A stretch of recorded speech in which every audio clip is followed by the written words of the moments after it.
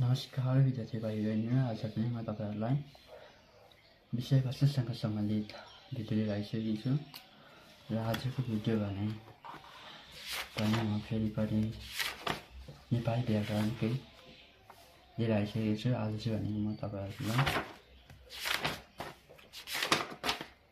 खण्ड कको व्याकरणको खण्ड कको भाग हामी आज नाम भन्ने शीर्षकको विषयमा हामी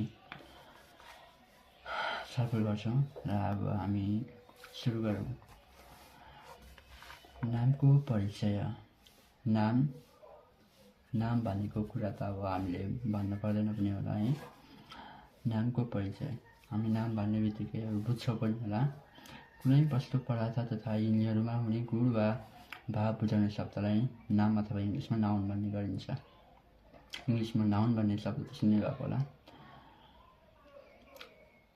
नाम शब्द को के भन्ने प्रश्नको उत्तर रूपमा आउँछ। जस्तै को तिम्रो नाम के हो भनेर प्रश्न गर्यो भने त्यहाँ के नाम भन्ने शब्दमा कसैको त्यो व्यक्तिको नाम भनिन्छ या जनाइन्छ।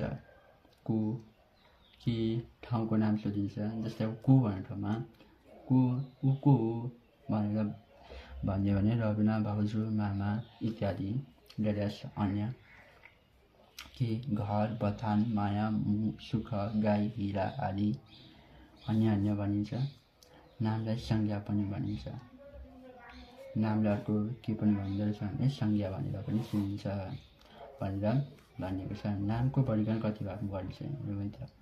परम्परागतको आधारमा व्यक्तिवाचक, जातिवाचक, समूहवाचक, द्रव्यवाचक र भाववाचक करिब 5 प्रकारका हुन्छन्।